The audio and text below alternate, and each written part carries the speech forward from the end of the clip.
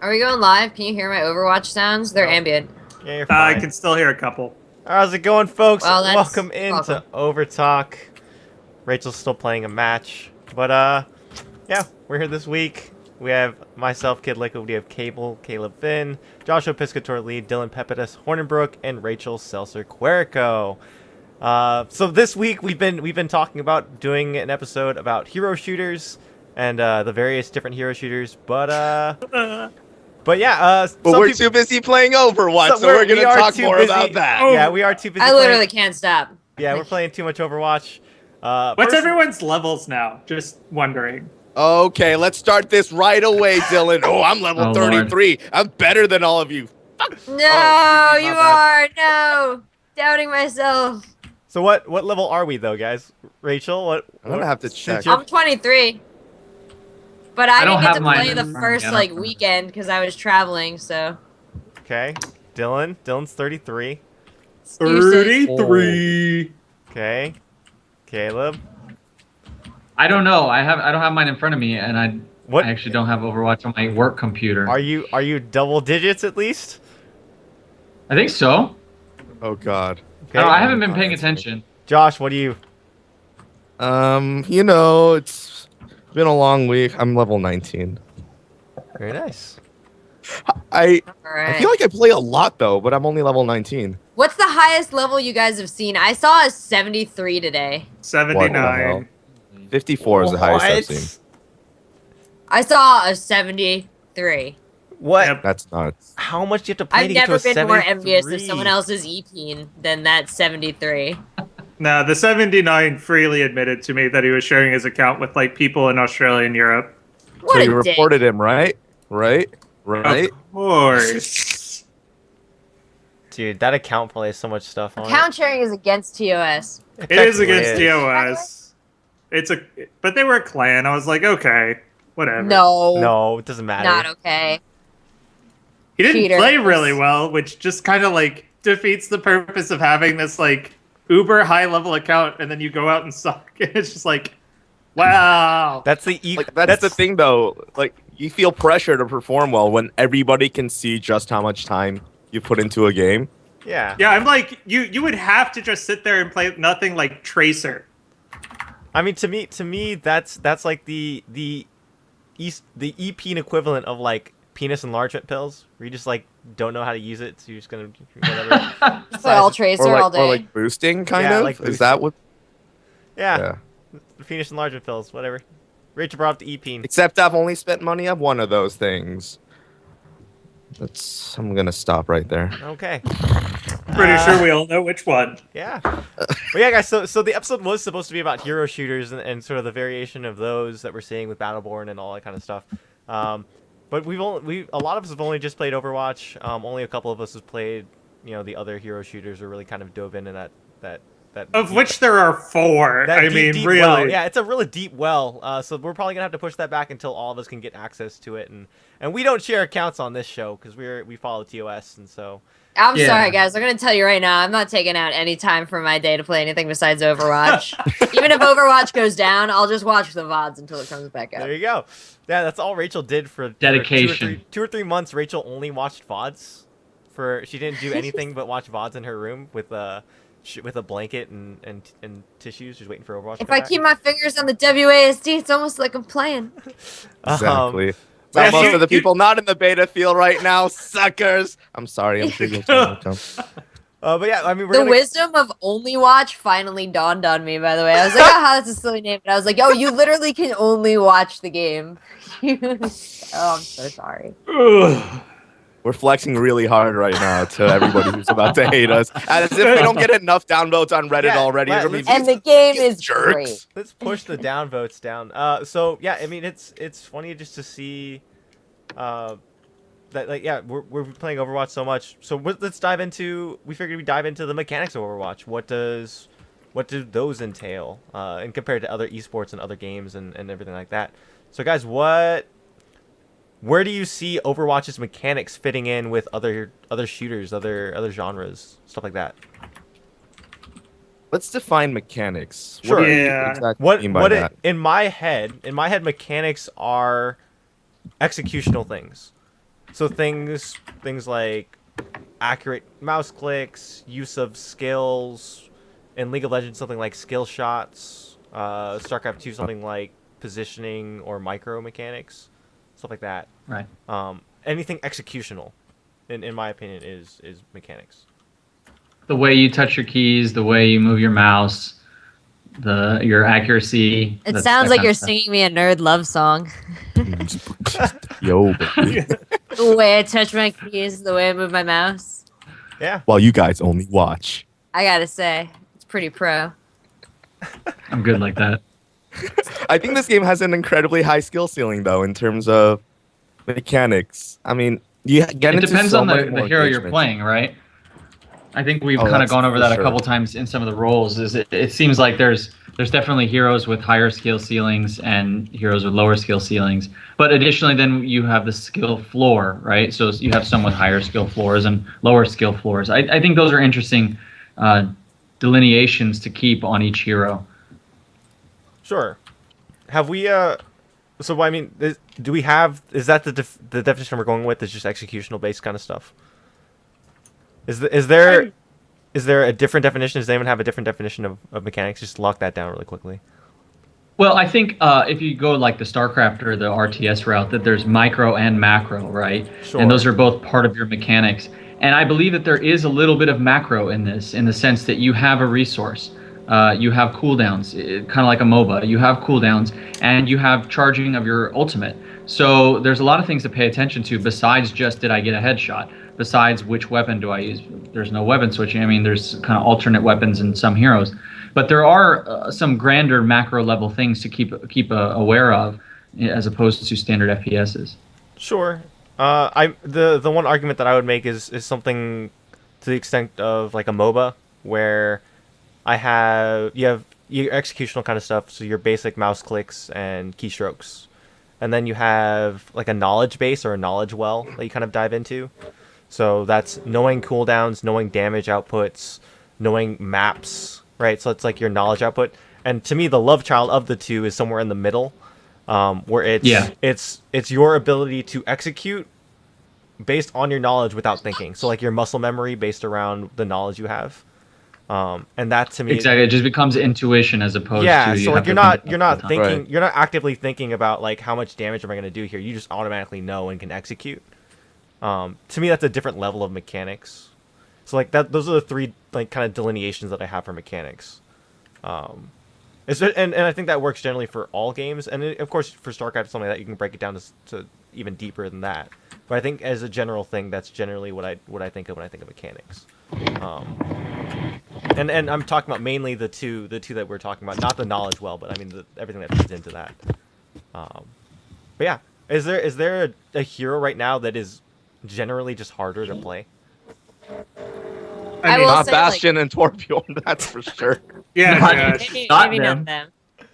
But when I got into a couple games and I was really impressed because we talked about the average level with us. They're kind of like in our 20s, a little past that, a little under that. But I got into a game with some level 50 people, some level 70 people, and to be able to see what they were able to do with like a character like Lucio, for example, like they would fight in a hallway, and in a scenario where I would fight head on or a little more like straightforward, he was using all four of the walls. He was like off the ceiling. Like the things he was able to do were just so impressive.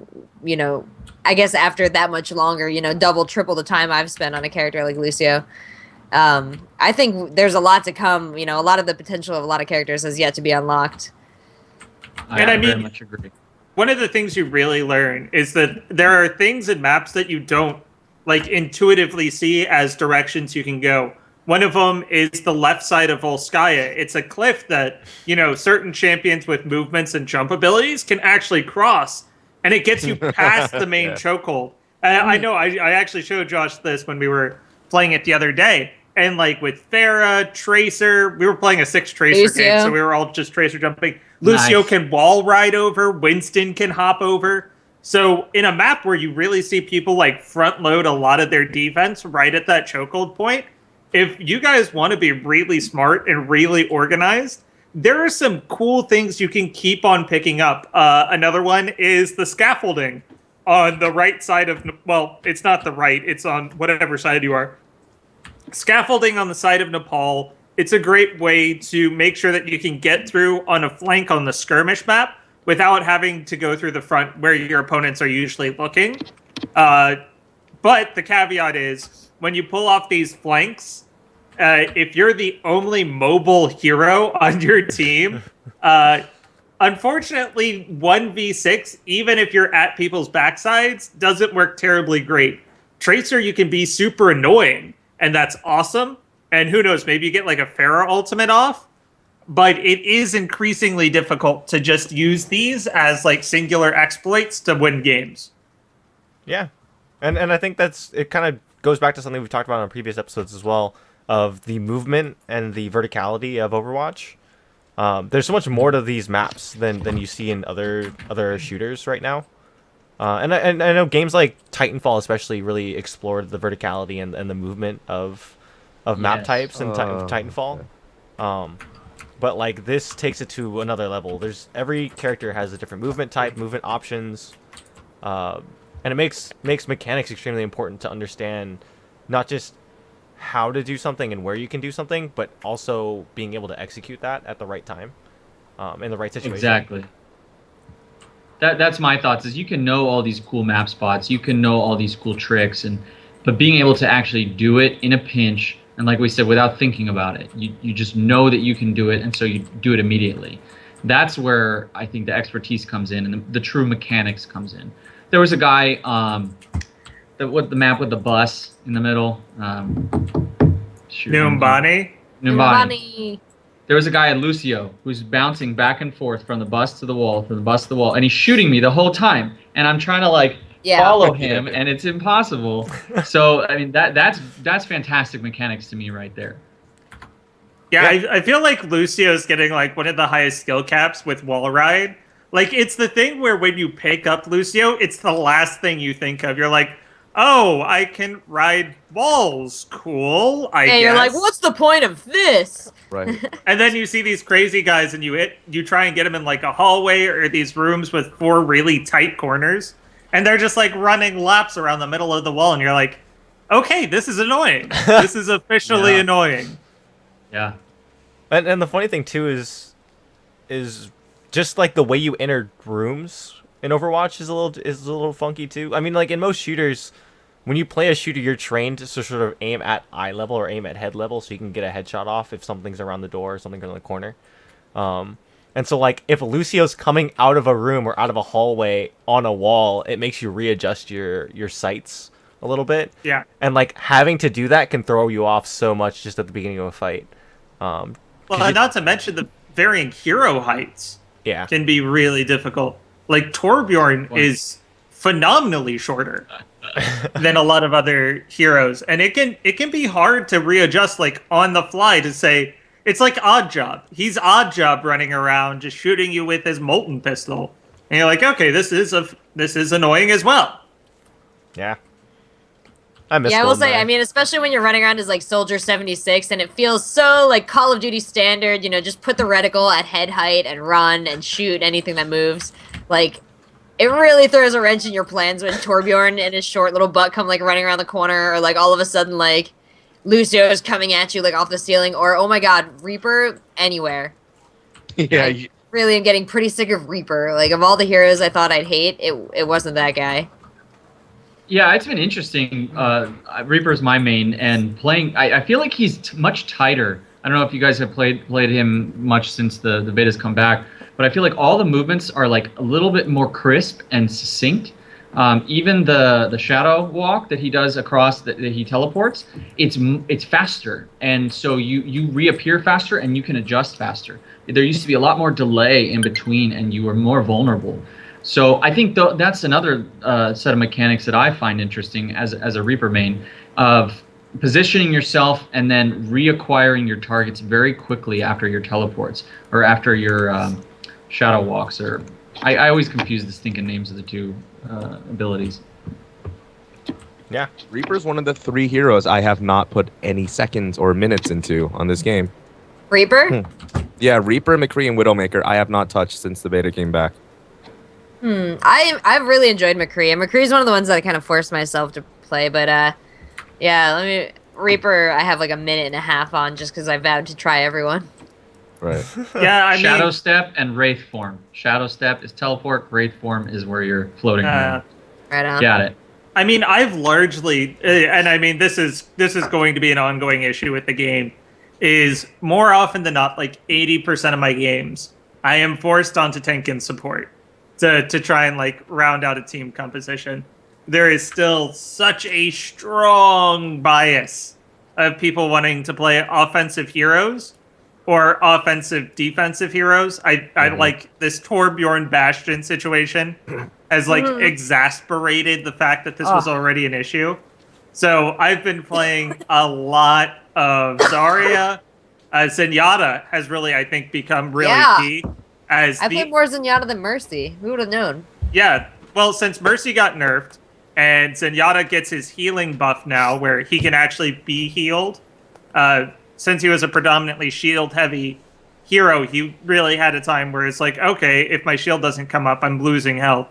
But when you have to deal with the Bastion, there's nobody better at helping get your Bastion down than the Zenyatta Orb of Discord. It's like imperative now.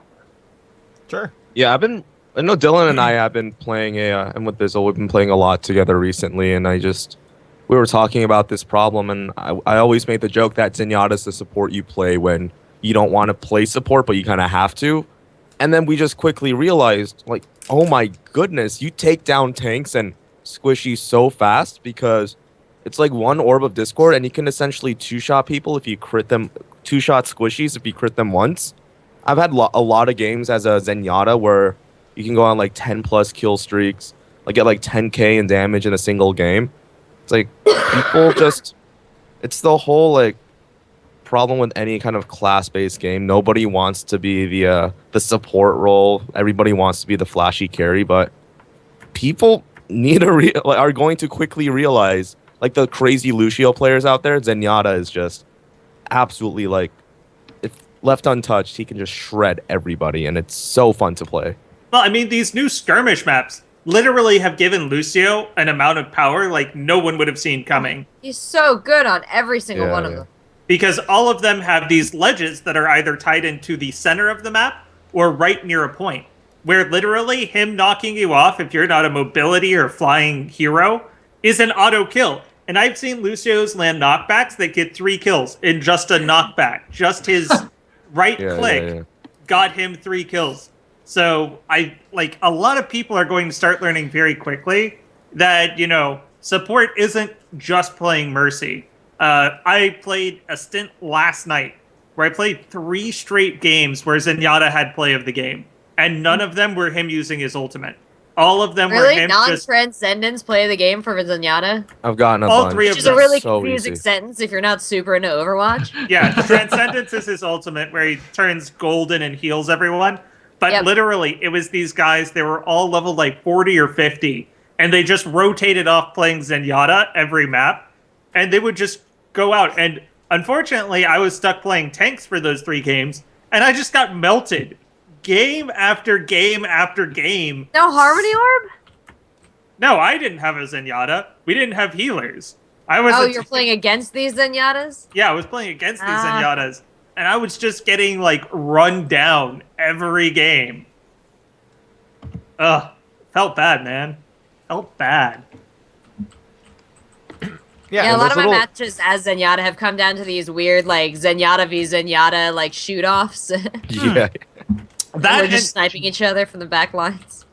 My 2 least favorite mirror matchups right now are Zenyatta versus Zenyatta and Zarya versus Zarya. Oh yeah, I'm done with Zarya versus Zarya.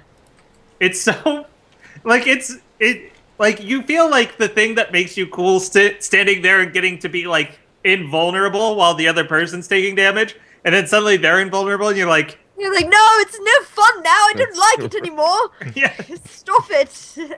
It's like May against May. You just run up, you both shift at the same time. You're like, all right, well played. And you just sit there and wait, like completely frozen. No, that's not the bad thing about 2 Mays. The bad thing about 2 Mays is that there are 2 people throwing around these ice balls willy-nilly. The other 10 people in that game are just stuck there going like, well, great. Now we're no one's going anywhere. We're all just gonna sit here and stare at ice walls all day. Yeah, there's that fun trend where Maze will like ice wall in their own team for like, aha, we're all running out of spawn. You know, it'd be funny if I just, you know, said a big F you to all my teammates right off the bat. And I'm like, hey, friend, good to know. Hey, You're not getting any heals. now on the flip side of that, if you are attacking point B and you for some reason do get a clean ace on the enemy team, sticking that ice wall right in front of their spawn is Broken. so refreshing. That's like, I have single-handedly won this game. It's cold, man. It's Like a cold move. In respawns, like 5 seconds of extra time is absolutely huge, and it's little things like that that are gonna separate the like the really good teams from like the really great teams. Just buying extra seconds here and there because. Correct me if I'm wrong, but right now in the competitive gaming scene, do we have any other respawn-based shooter that isn't Call of Duty and Halo? That's Even it, Halo's right? Like in moving terms of away from that. respawn-based. Halo's starting to I move mean- away from that too. From Yeah, what is respawn? their respawn? Do they respawn in waves or it's just death timer? It's they've been Like staggered death timers. yeah, it's usually and staggered death timers all the or modes. a couple tournaments have even been running like just elimination style, like 4v4. I mean, they have One different game single modes death? because yeah, and then like with rounds. I have never heard of that in Halo. Yeah. Who was? 'Cause they play multiple game Anderson was types. doing that too. Celeste Anderson was playing a tournament the other day. I was watching her stream. Where they were doing that. It was interesting. It's kind of it's.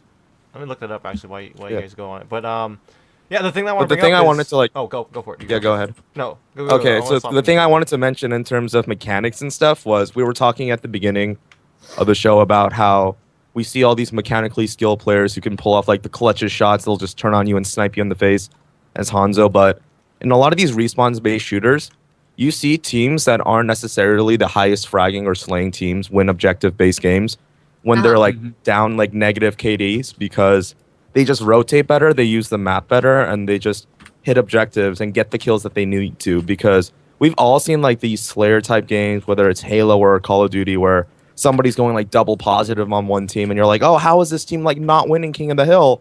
But then you realize like even though everybody on the other team is like negative, the kills that they do get are like the super clutch ones, and they're hitting the map at certain times. So I think Overwatch is gonna see a great balance between like the guys who can like snipe people from a mile away with Hanzo every single time, and the guys who may not be as like crack shots, but are still going to consistently take games and series off of teams just because they play as a unit much more cohesively. I think we're also going to see really rewarded utility players. So, for instance, one of my mains is Symmetra. Symmetra is not going to win your game based on damage. She's not going to win it, you know, based on having this high mechanical skill level. It's all about how you mind game the other team with your turret placement and with your teleporter placement. And the one thing that really screws people up when you do this, because they do not expect it, a lot of people think, okay, defense Symmetra, that's fine, like completely expected. Offensive Symmetra is one of the most ridiculous things you can do. And one of my favorite maps to do this on is Volskaya Industries. Attack on Volskaya on the point B. So what I do is, you know the room on the top left side. So as you're attacking, it's on the left side. You ride the platform to get back in there, set up all your turrets, and drop a teleporter in there. So that way, when your team starts trading kills with the other team, your team actually gets back on point faster than the enemy team respawning in their base. Wow, that's awesome. Nobody goes in there either. Yeah, it's like a Yeah, completely nobody deserted ever room. goes in there. And you're just like, Wow. you're man dropping in closer to their point than they are. And it's so funny because then the tracer tries to like run in and hit your teleporter and all 6 of the turrets It's roasted. hit them Yeah. at once and you're like, yeah, you're not taking this. Wow. I think that, I mean, what Josh was saying, though, is it brings up a good point about the difference between mechanics, strategy, and then teamwork. I think those are going to be the 3 primary elements that make people win this game. And each of them is distinct and separate from the other. You can have great strategy but suck at your mechanics, or you can have wonderful teamwork but you have no strategy whatsoever. You're not. What are you doing with your teamwork? So I think it's going to be the synergy of these three items. But seeing as mechanics is like fundamental to even be able to execute anything, I think I would still rate that the most important of the three. Would you guys agree? I would actually say there's a single more important factor, at least outside of competitive, just playing like in the beta as it is now that we can all play. Effective communication with team has made or ruined games for me. If somebody can nicely say, "Hey, we really don't need a Pharah on defense on this point," and maybe if you tried this, like as skilled or unskilled as gamers are, Overwatch is incredible because it makes even the most like kind of noobish player feel like they're accomplishing something, and that really they can affect the game in a big way, even if they're doing like super basic ass shit. So, like mechanics are really important, but even if you have a whole team full of wonderful mechanical players, as I've had a couple times playing with friends, when they're all like off chasing kills and they can't be like grouped, it drives me insane because I'm like, I know you all think you're good, but we're not getting any sort of results when you can't focus on the payload. Right. No one touches the payload, and we spend the whole time killing people and Yeah. it never moves forward an inch. Well, It's the YOLO Q mentality. I hate that when you capture the point to release payload on like Numbani or King's Row Nobody gets or on it. Hollywood, nobody gets on the point. Nobody gets on it. Yeah, then they're like down the hallway, and you're like, guys, one, Team, one, hello? one. And like, I don't want to be an asshole and say like, they're on the point, but like, there's only so many times I can politely hit my like group me, you know. Yeah. But I'll give you a great point of what Rachel's talking about with communication. I was actually just playing a game today, and the Zenyatta on my team is like, hey, we need a pusher support, or a pusher tank. And I'm playing Zarya, and I'm actually doing pretty well. Like, I'm first in the elims, I'm first in final blows. I'm like, nah, I gotta stay on this. I'm doing really well. I'm working. I'm doing work for the team. I gotta stay on this. And as we keep on pushing, it's becoming more and more obvious that Zenyatta just can't stay alive. And we're really getting stalled out because we're not dealing with their front line. So he asked again, it's like, hey, can someone switch to a pusher tank? And I'm like, okay, I got this. I'll switch over to Reinhardt. I switch over to Reinhardt, and this dude starts doing work. Like, he starts demolishing the enemy front line just because I'm now sitting there giving him the shield. So, credit to this guy. He politely asked me, it's like, hey, switch to a pusher tank. Just accepting somebody else's idea or suggestion completely changed the tide of this game, and we won. We did win. I didn't do a whole lot on Reinhardt. I sat there and shielded. I charged one guy, but we won the game because I literally did what I could to help somebody else on my team. yeah. And this is something I talked about a lot when I played Heroes too. Like, especially when I play with Torch, who's like, he's a pro player. And so he's like, I see the perfect play in my head and I'm going to execute the perfect play. And why is nobody else? I'm like, well, you didn't communicate to them what the perfect play was. And when 4 out of 5 of the team is going north, if you don't go south, you're making the bad play. So even if like you talked about it in the game you played, Dylan, even though you didn't know perfectly what you were doing, the fact that you had synergy, like just like with Heroes, synergy is probably the biggest factor in this game. Like which teams are going to be successful, which teams aren't. Like mechanics are going to be like, I'm sure, a factor, but the ability to switch on time and to show up for each other and to protect the healer, oh my god, is just so game changing. Yeah. Amen. And I think the problem that a lot of people have is understanding what is the linchpin or what is the key to your comp.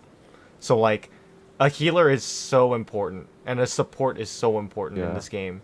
If you're not playing directly around your support and like understanding what your support is trying to do, or if your support isn't actively trying and being around with what the team is doing, like that can make or break the game. Like if you leave your Mercy out to dry, and if you run past your Mercy, like she's just gonna blow up, and you're gonna lose really quickly. Like it's not that hard. All you have to do is stick with your Mercy and just like kind of watch her back, and she'll watch yours. You just won't die. And I've run into so many games like that where communication is a huge part of that. Yeah, I would love to play Mercy, but I straight up will not play her when I'm playing, a pickup match because no one protects me. Like I literally cannot be effective if, it's nice for when Mercy's healing you and it's great when she revives you, but damn, when you want to push forward and you leave her exposed. Yeah. Well, And then when there's- they die, it's always your fault. Just Yeah. to be fair. well, I mean, No and fucking there's- heals. I'm like, well, you're, alone on the map. Yeah. But I mean, there's no worse feeling than being a Mercy alone on the map.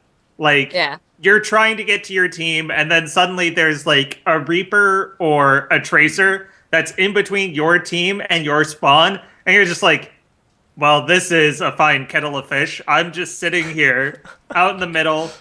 I've got, maybe my Caudacia staff to heal some. Like, I'm always hoping that someone's going to appear and I'm going to Guardian Angel shift to them.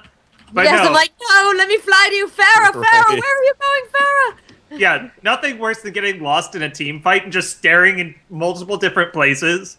Like, the person killing you is like, what is this guy doing? He's just like spinning in place doing nothing. It's like, I wanted to fly away.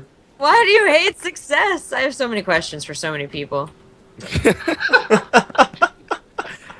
The communication thing is like it applies to almost everything in life that's team based. Like I coach a collegiate League of Legends team, and every single practice I tell them, guys, nobody can read each other's minds. I would rather you guys make a terrible play as 5 than 2 of you go off and make the quote unquote optimal play. Because like Rachel said before, Yeah. even if Yeah. you have this perfect play in your mind, if everybody else needs to be in position for that perfect play to be executable. So if you make that perfect play by yourself, it's not a perfect play, bro. You just messed up for your entire team.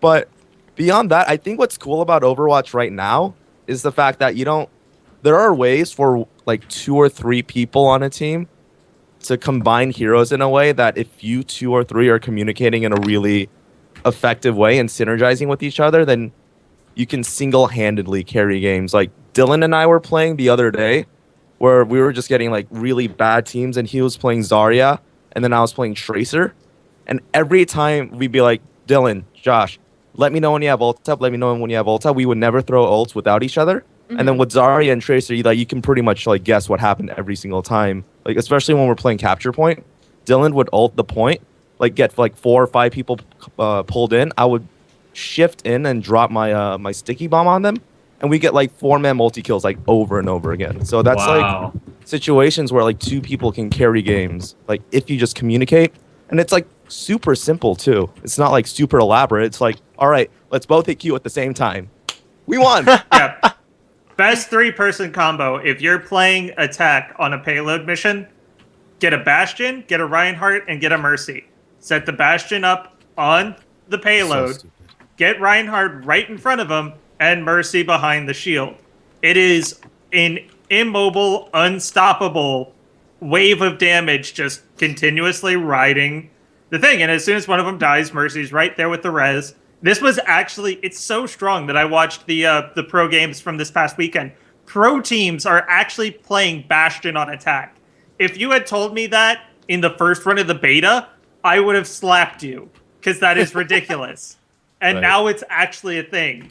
It's optimal now. Yeah, he's just really strong right now. And I think Kaplan did post that they're making changes to Torbjorn and Bastion that they're announcing in the next couple of Yeah, weeks. I saw that on the Overwatch Reddit subreddit. Yeah, so that's a big help. But yeah, guys. So are we?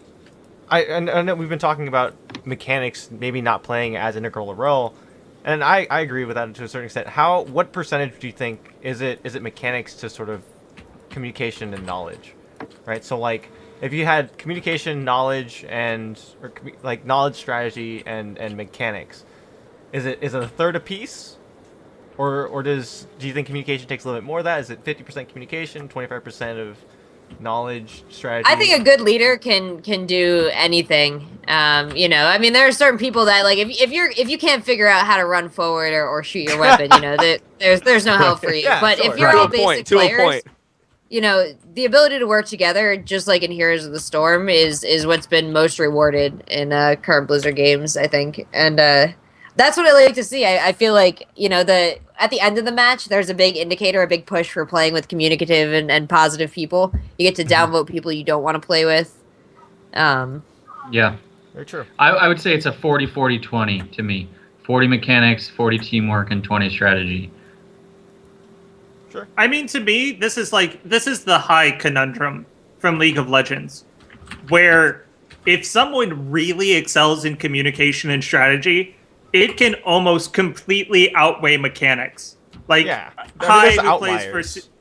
yeah, there's outliers, but this I think this shows me what the high level of communication and synergy and strategy can be. I think that someone who really has a great mind, like someone who really knows how to build his team, how they're going to move about the map, how they're going to really work and, build ultimates and synergy.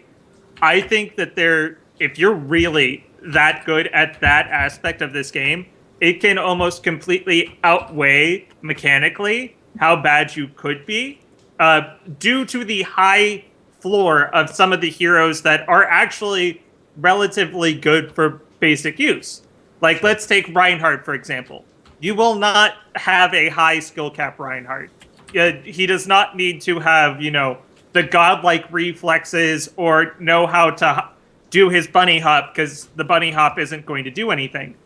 But if he is literally sitting there saying, hey, get behind me, everybody focus fire as soon as, we pop around this corner, hit that Bastion, hit that Torbjorn, hit that Zenyatta, getting everything and calling the shots and really organizing and focus fire, it is worth to me so much more than you would actually get out of having, the most mechanically skilled player on Tracer.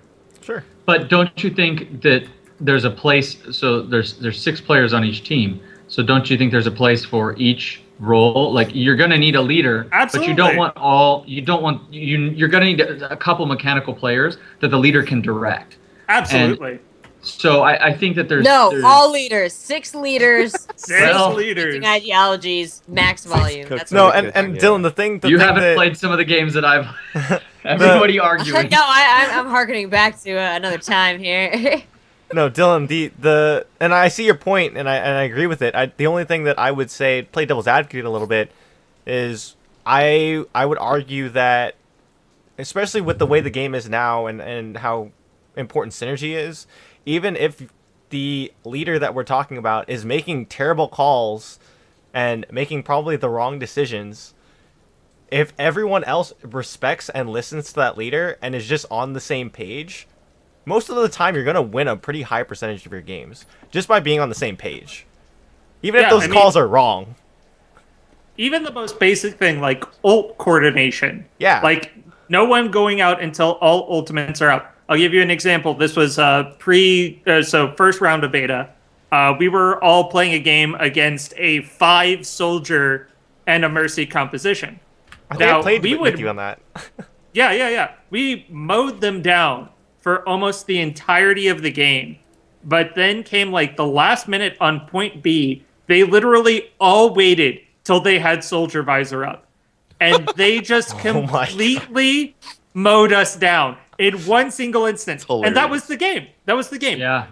There was no grand strategy. There was no, oh my God, we're so smart. Look at our tanks hiding behind. No, they were just like, hey, we have 5 soldier ultis. We're all going to run from the exact same direction, and we will mow anything and everything in our path. They did it, and they won. And it was that easy. It's like, even like one single brilliant moment of coordination can be enough to win a game in Overwatch. Yeah. It's a very swingy game. Oh, absolutely. Yeah, it's Absolutely. yeah, it's swingier But that than seems I to be thought it another was. thing that they took away from Heroes is like, that's exciting. Yeah. Like, I don't want to see a game where I know, the results 5 minutes before they happen. It's the same reason I don't ever want to see like stopwatch used as a competitive device. Like, that kills all the hype. worst. Yeah.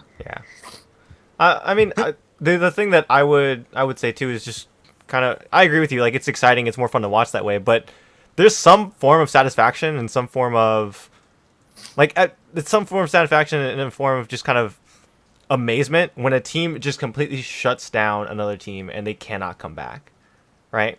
And like when a team is extremely dominant and just kind of has an answer, shuts it down, gets a huge lead, like when they're pushing that payload so far, so quickly, like in League of Legends, if you have a team that goes through. Too. Yeah, but I mean, like it's the kind of thing of, with Overwatch, one fight can completely turn something around and lose a game, or win or lose a game. And so like you can completely dominate and push a payload all the way through. But if you can't, if a team just has one or two really good plays that stop you at that point, the rest of the game really doesn't like you can't easily accumulate a lead. Like Overwatch doesn't reward you for good play. In my opinion, it doesn't reward you for good play, consistent play throughout a game. It rewards you for plays like spectacular plays in a particular moment or a key moment. Like burst plays, almost you could say. Yeah, like you know what I mean. Like in League of Legends, you have stuff where, like if a team is consistently playing very very well and the other team is just kind of making key moments to stop them or slow them down, the other team still has a legitimate leader advantage. That's pretty noticeable. When you flip that over and you look at heroes, you get a lead, but there's so much catch up mechanic built into heroes that like it's pretty easy to come back into a game. And so like it in my opinion, just for professional play or just for pro play, like it ruins the sort of storyline that you can build of how dominant a team is if they can lose at the last minute. You know what I mean? I mean, if you're dominant, like let's say I'm playing payload and my team is dominating, like we're not even approaching overtime, like we're clearing every point with 3 minutes left. Chances are 1 or 2 bad plays is not going to ruin our chance at winning, especially if we are the better team. Yeah. Like the only thing that I find like completely disabling to a team is when, and this is actually like anti-big play, it's when kills and deaths start happening in like this asymmetrical fashion. When you're starting, when you start staggering deaths as a team, that's debilitating because most of the players aren't stopping and saying, oh, hey, you know, we only have 3 people out here. I maybe shouldn't go aggro. I should, you know, sit back. Yeah, you are giving them a lot of credit to pretend that they have that kind of thought process. But this is why I say communication and teamwork will win you every game. Because if you can have a team that will group, you're always, I mean, unless they've made really poor choices about heroes, you know, the team that can fight together is going to win together. Yeah. And I mean, that's to me like the worst feeling. When you see a coordinated team going against you in like a pub and you're just sitting there at your team wondering why they're like everybody's on 5 corners of the map and you're sitting there on the point as like Symmetra. You're like, hey, like fuck you team, why? I can't handle the monkey. Not the monkey. Ugh. I was like, this is not what Zenyatta was built for. I don't think the whole idea of a team like winning the entire map and then losing spectacularly at the end due to a clutch moment, I don't think that's going to be as big of a problem in competitive Overwatch when you compare it to MOBAs, like particularly like League of Legends. Like I'm a League of Legends caster. I come from that scene. I love the game. But the most frustrating thing for me is when I'm casting a game where for the first 35 minutes, a team is absolutely dominating the map. Like resources are like, they're like 15k ahead in gold. And all of a sudden, boom, 1 Baron steal, the game is over. The other team wins. It's like, come on. I don't like that about it. I don't like That's how not like, even a good story to tell, you know, if you're running the tournament. Nobody wants to see that. Well, I mean, and like if you're the losing team who won in the end like that, is that real? I mean, sure, you're happy that you won. Oh, it feels but great. Fuck that. Don't take that away from them. But it does. And Josh, like I would argue just from a particular situation like that, because there's, again, I cover League of Legends too, so it's something that we come from, and we know that just like most of the time when a team steals a Baron and wins the game, it's so far late in the game that the death timers have to be long enough for that to happen, right? So like the death timers have to be long enough for that to happen, and at that point the gold difference is pretty negligible because you're all sitting on about 5 to 6 items anyway. So I mean, at that point you're like the game's going on for so long that if you're dominating the entire time and you it still takes you that long to finish the game, that's your own fault. Like if you're up for 30 minutes and you're dominating a match, it should not take you that long to finish. If it does, you deserve to be punished. That I credit the other team for stalling and for buying time. Mm-hmm. And here's one of the things I really like about Overwatch, especially when we're talking about professional, is I've watched Korea, like their gameplay for the past 3-4 years now. And they have gotten so entrenched into the slow bleed mechanic. Oh. It's I get 1 or 2 kills, And that has won me the game. These one or two extremely small, minute differences have won me this game. The fact that they've become so analytically driven that they know the exact second they've let up one kill that they now have to seed ground, where they're just really bending to the point of breaking, and then almost always they are breaking. And you're just like, okay, well, that's great. I've just watched a 35-minute game for a 3-1 victory. Like, Right. it might be a masterpiece of chess, a masterpiece of, absolute analytical skill and, movement Yeah, but and that everything. ain't gonna sell no Coca-Cola. Yeah, I mean, no one's sweating after that game. Yeah, I mean, and I think that's what's great about Overwatch too, is it gives you that chess match, but in a lot more concise, I would say, kind of Well, scenario. it's a much more frenetic energy. Yeah. Like, Yeah, you have action-packed. people going out. There will be deaths in the game. I'm sure the pro games have substantially less than your average, pub. But I mean, that's the fun thing. Like, you're going out there, and I think what I really like about Overwatch as opposed to League of Legends, and I'm waiting to see how the community reacts to this, but I feel like when you get a kill in Overwatch, it is you getting the kill. Whereas in League of Legends, we're constantly saying, it wasn't the fact that he went in and got the kill, it's the fact that X player did something and died. Where we've gotten so analytical, it's to the point that no one's doing positive things. We're only judging people for making mistakes and opportunities that other players take. Like, we've gotten to this extreme pessimist angle that no one's doing positive things, and we're only looking at what other people are doing wrong. Whereas in Overwatch, I think everybody's looking and saying, oh man, that guy went out and hit a great ultimate, or that guy really got this clutch long range shot. I think it's rewarding the positives of your play as opposed to, maybe punishing the negatives of your play.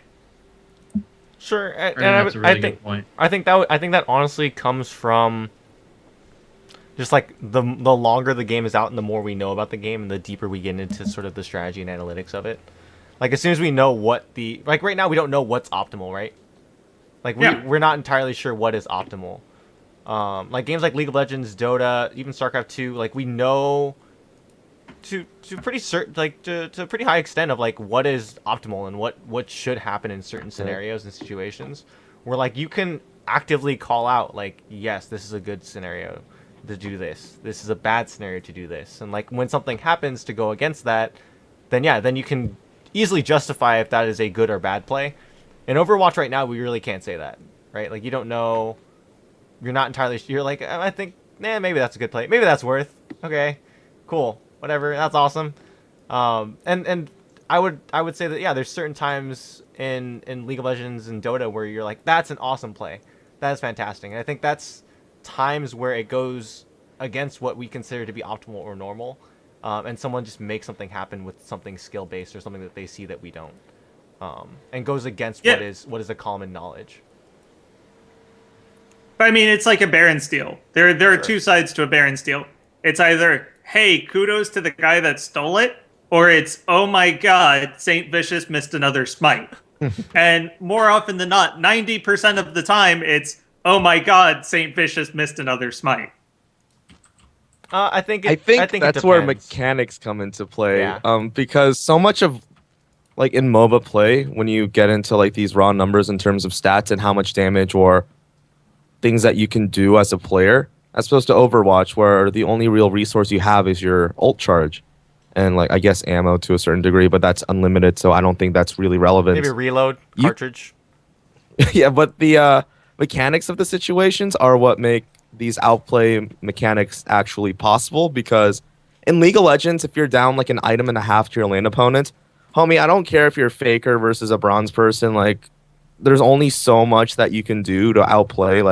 If somebody's just that far ahead of you, they can just face roll and kill you anyway, as opposed to Overwatch or other shooters or types of games where you don't have these changing stats really influencing and you can mechanically outplay people.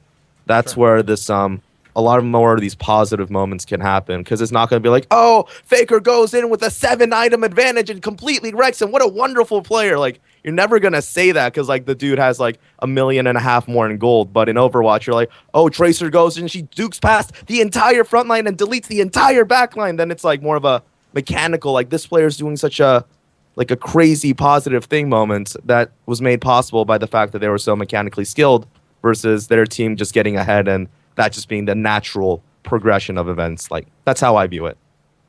Yeah, I would agree. Yeah. What do you guys think about like the things that they've built in to mechanical play? Like when I was rereading the patch notes, the thing about Bastion's core being exposed on his back, dealing triple damage. Or like I Yeah, feel that like totally that's Because I've hit that course so many times. Literally Right. never even seen it. I mean, there's things that obviously they can improve it, but I think the concept is there. I think the concept is cool to have a mechanical outplay available for Bastion. They took away his frontal shield, so they have to give him some kind of weakness to still make it, his positioning important and his awareness important. I think that's kind of the mechanical stuff I like that they would not focus on, but highlight a little, like play up and nurture from the developer side. Yeah, but his positioning is now like no longer an issue. He shoots 360. I mean, you can't even like let's say I'm Tracer and I get to his backside free and clear. Like I have completely like he is unaware that I'm there. Even shooting directly onto that core, he can still spin around and shoot me before I can kill him. Like it's such a ridiculous like for them to say that this was the core defining weakness. Like, this was the get-all, this was the Achilles heel. Like, his health needs to be a sight lower, or that damage needs to be amplified a ton more to make that really, like, his viable weakness. But I get your point. Your point is valid. That building in these small things to people make it really important. It's like, it's really, I think, a lot of the mobility that they've decided with people. Like, or certain caveats, like Reinhardt, to get his flame strike. It is actually flame strike. To get his flame strike on, he has to take down his shield. See, that's a nice trade-off. That's saying, okay, if you want to use this offensive move, your defense goes down. With Roadhog, if you want to use your self-heal, guess what? You're going to stop up. Zarya, if you want to use, shields on yourself for other people, you're going to have to deal with a really large cooldown. And if you use it improperly, your DPS goes down because you're not soaking up enough damage to charge. There are nice, subtle nuances.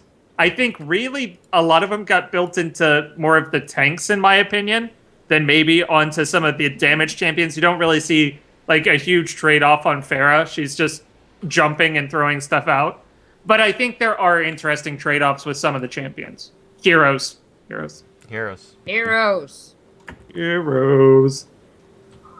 Yeah, I think we've had a pretty good discussion on mechanics so far. We got into a lot of really good stuff. What is there a part of the mechanics that is more important than the other ones? Is it mouse accuracy? Is it playing around your cooldowns? What are we going with here? This game is so forgiving with accuracy. Yeah, that's what I'm saying. I want to same say, way. I mean, that's always going to be important in a shooter. Sure, but I think positioning and actually, like, there's been some discussion about the tick rate, which is, whether you kind of have to dodge around corners or whether you can kind of sit and wait for people. And it seems like the people that are more mobile are the ones that are getting rewarded. So I think it's, being able to move strategically on the fly and kind of make decisions when you're backed into corners with these kind of heroes that can come at you from all different angles.